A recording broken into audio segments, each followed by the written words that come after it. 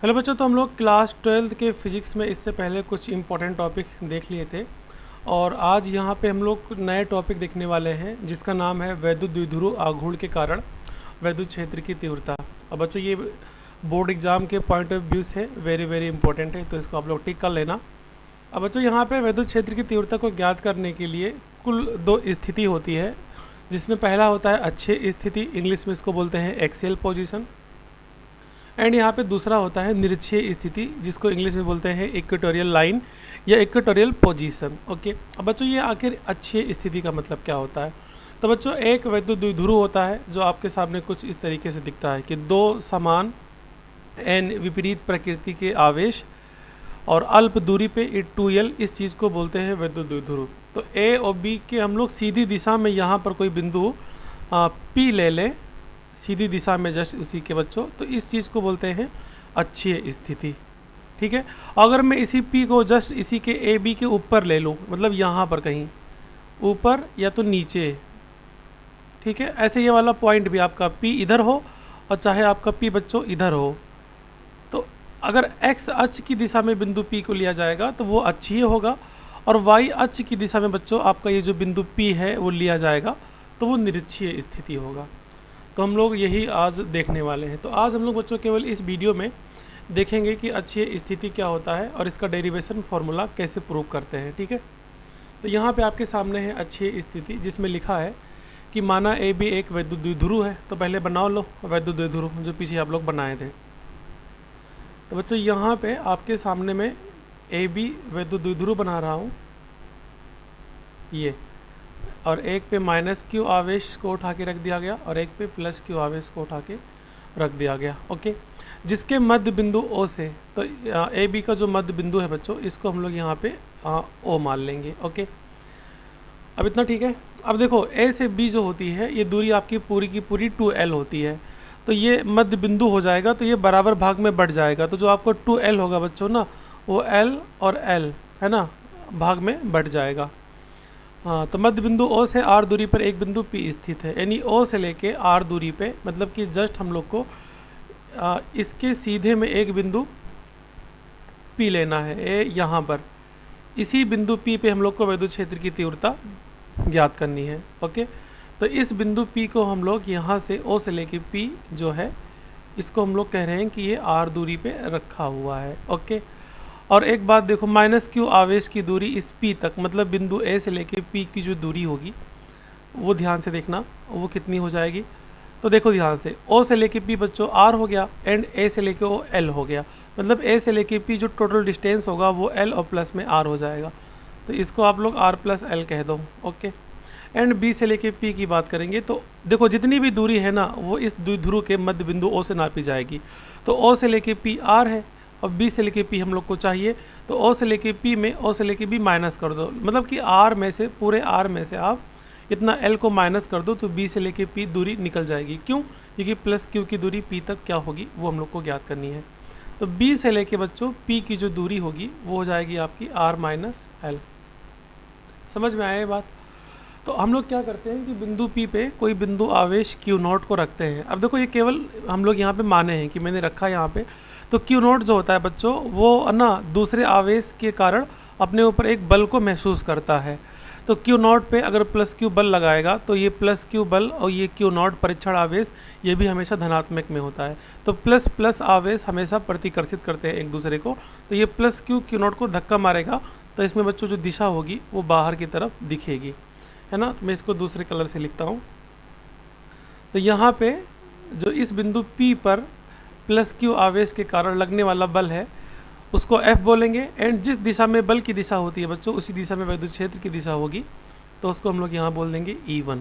Okay, and देखो ध्यान से आप, अभी जो Q0 है बच्चों आपका ये भी धन आवेश है एंड माइनस Q आपका ऋण आवेश है, तो माइनस Q Q0 को अपनी तरफ खींच लेगा।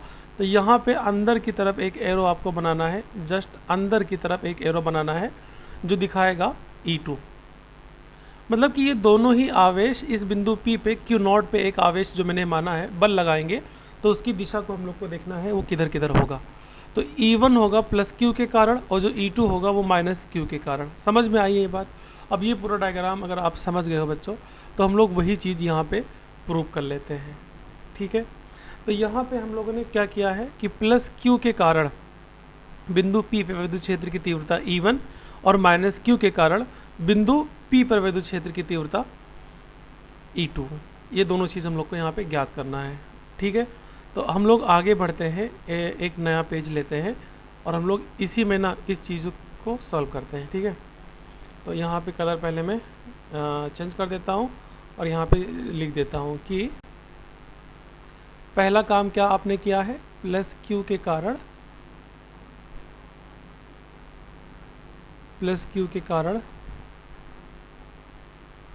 वैद्युत क्षेत्र की तीव्रता, जिसको आपने बच्चों माना क्या है, E1 माना है, E1। अब देखो हम लोगों ने इससे पहले एक फॉर्मूला पढ़ा था बिंदु आवेश के कारण वैद्युत क्षेत्र की तीव्रता, E बराबर एक सूत्र हम लोगों ने पढ़ा था, क्या था वो, 1/4 pi epsilon naught into Q upon में R स्क्वायर, हम लोगों ने ये फॉर्मूला पढ़ा है। तो इसी फार्मूला के अकॉर्डिंग मैं यहाँ जहाँ E है बच्चों, यहाँ पे E1 रख दूंगा, है ना। तो E1 बराबर क्या हो जाएगा, 1/4 pi epsilon naught into plus Q आवेश है तो प्लस क्यू, और बटे में दूरी बच्चों यहाँ पे क्या है, R का स्क्वायर ना। बट यहाँ पे देखो ध्यान से आप लोग कि प्लस क्यू आवेश के कारण जो E1 है ना, हाँ इसके लिए दूरी प्लस क्यू और बिंदु P यानी B से लेके P की दूरी क्या है, R माइनस L। तो यहाँ पे जो आपकी दूरी हो जाएगी, यानी R की जगह पे आपको लेना है R माइनस L का होल स्क्वायर। ओके, तो ये वाला हो जाएगा समीकरण नंबर 1। एंड अगला जो है आपका वो हो जाएगा माइनस क्यू के कारण वैद्युत क्षेत्र की तीव्रता। तो आई होप ये बात जो मैंने अभी यहाँ पे की है आपके सामने वो समझ में आ गई होगी। ठीक है, तो यहाँ पे अगला जो होगा बच्चों वो होगा माइनस क्यू के कारण अवैद्युत क्षेत्र की तीव्रता। मैं यहाँ से आप समझ आना, वैद्युत क्षेत्र की तीव्रता लिख दिया हूँ E2। ओके, इतना बात समझ में आया आपको। अब इसको भी हम लोग लिख लेते हैं।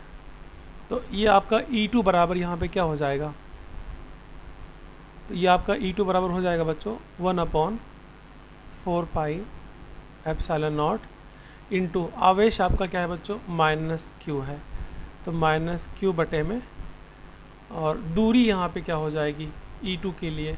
अब जो E2 है वो माइनस क्यू के कारण है, माइनस क्यू बिंदु A पे है और बिंदु P तक की दूरी R प्लस L माना गया था। समझ में आ रहा है ना बात। तो यहाँ पे दूरी जो आपका होगा वो R प्लस L का होल स्क्वायर लिया जाएगा। ये समीकरण नंबर आपका बच्चों 2 हो गया। इतना समझ में आया। अब ज़रूरत पड़ने पे हम लोग माइनस क्यू को प्लस क्यू भी मान लेते हैं, बट यहाँ पे आप लोग आगे देखना। तो यहाँ से हम लोग बच्चों क्या करेंगे कि इस बिंदु P पे कुल वैद्युत क्षेत्र की तीव्रता कितनी होगी, तो E1 और प्लस में E2 दोनों को हम लोग जोड़ देंगे यहाँ पे, है ना। तो नए पेज पे हम लोग यही लिखने वाले हैं, कुल वैद्युत क्षेत्र की तीव्रता, कुल या इसी को बोलते हैं परिणामी वैद्युत क्षेत्र की तीव्रता, कुल वैद्युत क्षेत्र की तीव्रता। ओके, तो कुल को आप लोग को E बोल देना है, एंड यहाँ से E बराबर क्या हो जाएगा, E1 और प्लस में E2। ओके बच्चों, अब यहाँ से E बराबर आपने E1 का मान निकाला है समीकरण नंबर 1 में, देखो ध्यान से 1/4 pi epsilon naught into Q बटे में R माइनस L का whole square and plus E2 का मान आपने बच्चों निकाला, ध्यान से देखना 1/4 pi epsilon naught into minus Q बटे में R प्लस L का होल स्क्वायर। अब ये सब आपने निकाला है, वहाँ से देख लेना। हम लोग यहाँ समीकरण नंबर 1 और 2 से इसको उठा के लिखे हैं। अब देखो यहाँ पे कुछ कॉमन दिख रहा है आपको, ऊपर से Q कॉमन दिख रहा है और नीचे से 4 पाई एप्सिलॉन नॉट कॉमन दिख रहा है, तो इसको बाहर निकाल लो। तो ऊपर से Q आपने बाहर निकाला और नीचे से 4 पाई एप्सिलॉन नॉट को बाहर निकाला, तो अंदर क्या बचेगा, अंदर बचेगा 1 में R माइनस L का whole square and plus minus क्या हो जाएगा बच्चों, माइनस, एंड अपॉन में R प्लस L का होल स्क्वायर। ओके, चुप मार के हम लोग यहाँ पे क्रॉस मल्टीप्लाई करा देंगे, एंड जो भी आपका आगे होगा उसको हम लोग देखते हैं। तो यहाँ पे साफ साफ हम लोग को दिख रहा है आर प्लस एल का, इसमें जब मल्टीप्लाई कराएंगे तो आर प्लस एल इकन्नम आर प्लस एल का होल स्क्वायर माइनस इसका इस पूरे में मल्टीप्लाई कराएंगे तो आर माइनस एल का होल स्क्वायर। एंड फिर बच्चों आपको यहाँ पे आमने सामने मल्टीप्लाई कराना है तो आर माइनस एल का होल स्क्वायर एंड यहाँ से आर प्लस एल का होल स्क्वायर आमने सामने मल्टीप्लाई कराना है। अब ये आर प्लस एल का whole square just like A plus B का होल स्क्वायर का जो फॉर्मूला होता है हम लोग उसी पे इसको तोड़ देंगे। तो यहाँ से आपका ई बराबर क्या हो जाएगा, क्यू बटे में 4 pi epsilon naught and R plus L का होल स्क्वायर, तो A square R square plus B square plus L square plus 2ab तो प्लस 2rl एंड माइनस ये a माइनस बी के होल स्क्वायर पे तोड़ देना है तो a square R square plus B square तो प्लस l का स्क्वायर बट पहले से माइनस है तो माइनस प्लस माइनस हो जाएगा तो माइनस l का स्क्वायर एंड माइनस 2ab होगा ना, यानी माइनस 2rl तो माइनस 2rl जो होगा माइनस बाहर बैठा है तो माइनस से माइनस ही प्लस हो जाएगा, मतलब कि माइनस के अंदर मल्टीप्लाई करा दिया गया है। इतना ठीक है बच्चों। अगर आपको इतना ठीक लगा, समझ में आ गया तो आगे देखना आप आर माइनस एल का whole square R plus L का होल स्क्वायर, एक ब्रैकेट में ए माइनस बी एक ब्रैकेट में A plus B, A square minus B square यानी कि आर का स्क्वायर और माइनस एल का स्क्वायर। तो यहाँ पे ये पुराना ये सब फॉर्मूला है, ऊपर होल स्क्वायर लगा था लगा देना, कुछ कट रहा है काट दो, आर स्क्वायर से आर स्क्वायर कट रहा है काट दिया, एल स्क्वायर से एल स्क्वायर कट रहा है काट दिया, 2rl और 2rl ये हो जाएगा 4rl, है ना।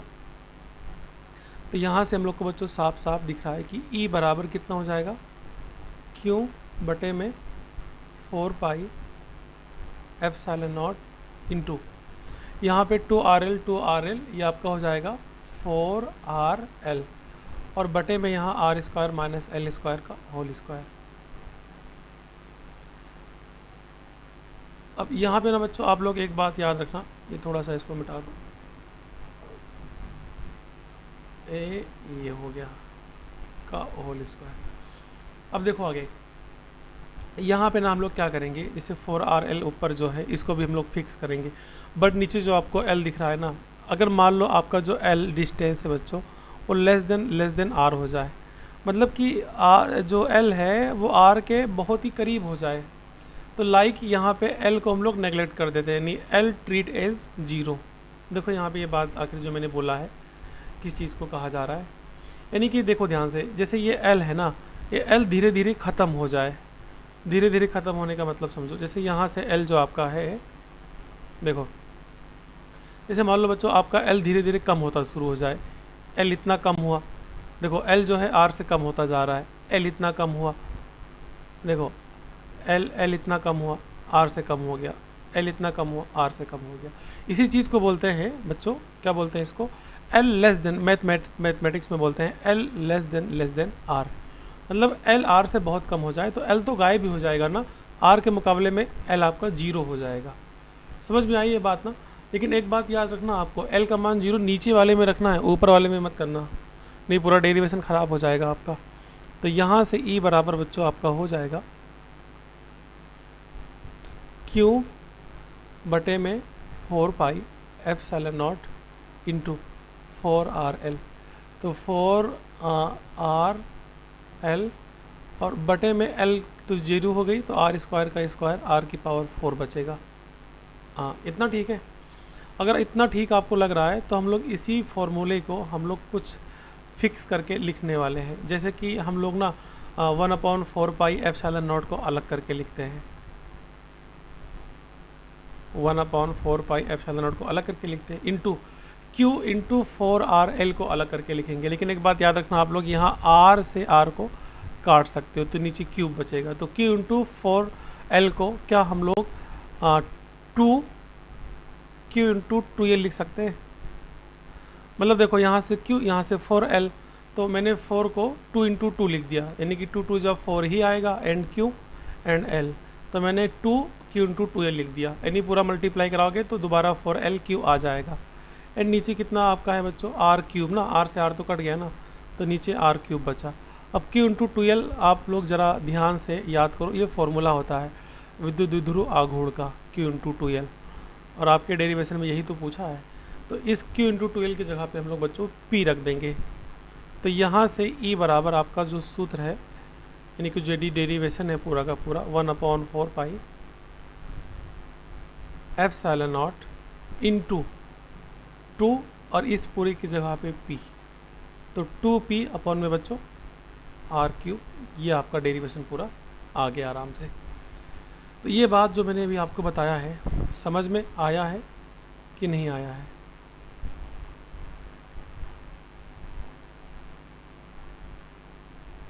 ठीक है, तो ये जो आपका फॉर्मूला है यही हम लोग को बच्चों प्रूव करना था, और अगर ये समझ में आया है तो बहुत ही अच्छी बात है। तो फाइनली हम लोग यहाँ पे इसी बात को कुछ इस तरीके से भी लिखते हैं कि जो आपका वैद्युत क्षेत्र है अच्छी स्थिति के लिए, उसको लिखते हैं हम लोग ई अक्षीय।